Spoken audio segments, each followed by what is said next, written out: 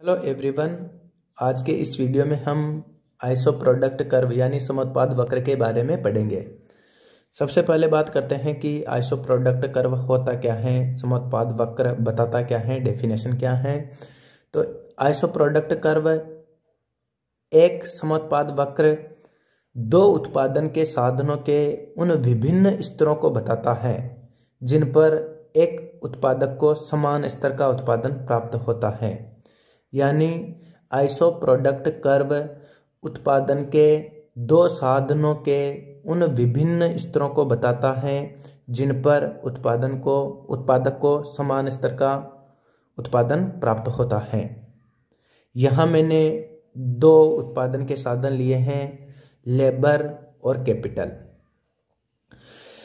X अक्ष पे मैंने लेबर को दर्शाया है और वाई अक्ष पे मैंने कैपिटल को दर्शाया है। ये ओरिजिन है और ये समोत्पाद वक्र है।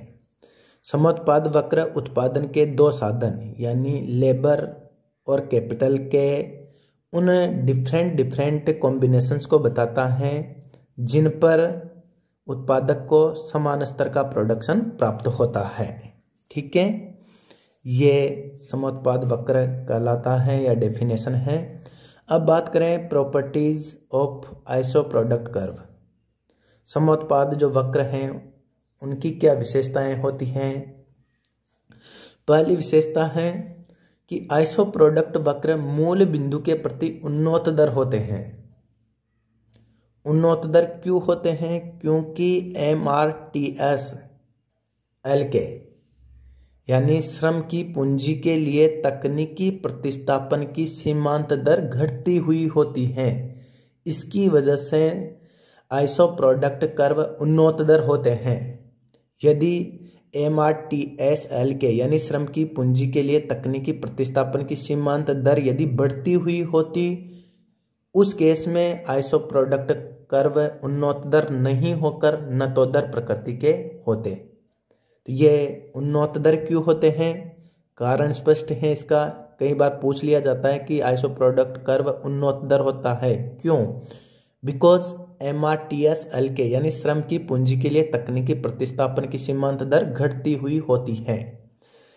दूसरी प्रॉपर्टी है, दो आइसो प्रोडक्ट कर्व कभी भी एक दूसरे को नहीं काटते।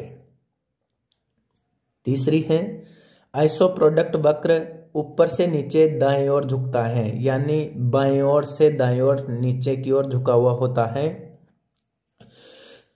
आइसो प्रोडक्ट वक्र कभी भी किसी भी अक्ष को स्पर्श नहीं करते, न तो वाई अक्ष को स्पर्श करते हैं और न ही एक्स अक्ष को स्पर्श करते हैं।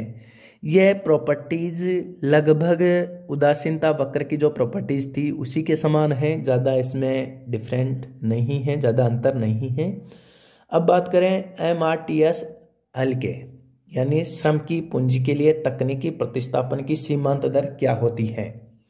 कभी कभी इसकी MRTS की फुल फॉर्म भी पूछ ली जाती है, तो इसका पूरा नाम है marginal rate of technical substitution यानी तकनीकी प्रतिस्थापन की सीमांत दर। ठीक है, ये क्या होती है?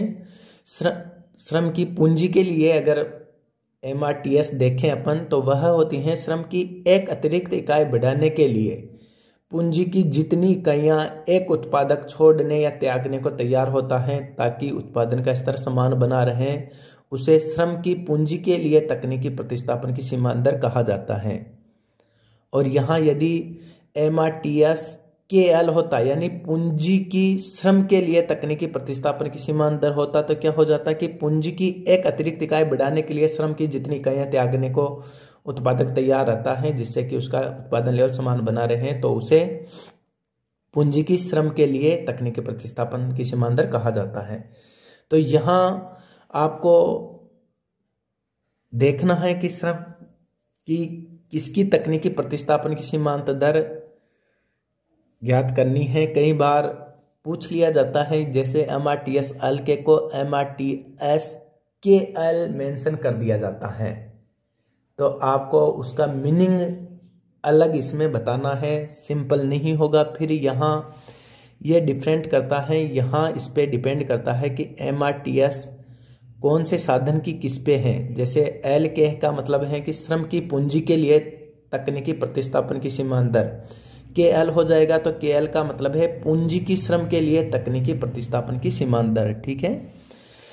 स्लोप की बात करें कि आइसो प्रोडक्ट कर्व का ढाल क्या होता है। आइसो प्रोडक्ट कर्व का ढाल होता है MRTS एल के यानी श्रम की पूंजी के लिए तकनीकी प्रतिस्थापन की सीमांत दर। उसको फॉर्मूले के रूप में लिखें तो माइनस का चिन्ह, change in capital upon change in labour, यानी श्रम की अतिरिक्त बढ़ाने के लिए कितनी इकाइयाँ पूंजी की त्यागनी पड़ेगी उत्पादक को, जिससे कि उसका प्रोडक्शन लेवल इक्वल बना रहे। यही MRTS एल के बताता है और यही आइसो प्रोडक्ट कर्व का ढाल कहलाता है। अब बात करते हैं आइसो प्रोडक्ट कर्व की कौन कौन सी अजम्पशंस हैं, मान्यताएं क्या क्या हैं। पहली मान्यता है उत्पादन की विधि एक समय विशेष में निश्चित तथा स्थिर मान ली जाती है। नेक्स्ट है उत्पत्ति के दो साधन ही उत्पादन में प्रयुक्त होते हैं, यानी जो प्रोडक्शन के जो साधन हैं भूमि, पूंजी, श्रम, साहस, इनमें से केवल दो साधनों को ही काम में लिया जाता है और वो दो साधन काम में लेने वाले श्रम और पूंजी, इन दो साधनों को ही काम में लिया जाता है। उत्पादन के साधनों में विभाज्यता पाई जाती है, यानी उनको जो उत्पादन के साधन है उनको किसी भी सीमा तक विभाज्य किया जा सकता है। उत्पादन के विभिन्न साधनों में एक सीमा तक प्रतिस्थापन संभव है, यानी उनको एक दूसरे के रूप में प्रतिस्थापित किया जा सकता है, प्रतिस्थापन किया जा सकता है एक सीमा तक। और लास्ट है उत्पत्ति या उत्पादन के विभिन्न साधन उत्पादन की दी हुई तकनीकी दशाओं में यथासंभव पूर्ण कुशलता से मिलाए जा सकते हैं। तो ये कुछ अजम्पशंस हैं आइसो प्रोडक्ट कर्व के बारे में। यहाँ से क्वेश्चंस पूछा जा सकता है कि आइसो प्रोडक्ट कर्व क्या होता है या क्या बताता है, आइसो प्रोडक्ट कर्व की प्रॉपर्टीज क्या हैं, विशेषताएं क्या हैं, आइसो प्रोडक्ट कर्व का ढाल क्या होता है, MRTS एल के क्या होती हैं, समोत्पाद वक्रों की मान्यताएं कौन कौन सी होती हैं। तो यहाँ से क्वेश्चंस पूछा जा सकता है। नेक्स्ट वीडियो में हम आइसोकोस्ट लाइन के बारे में पढ़ेंगे। धन्यवाद।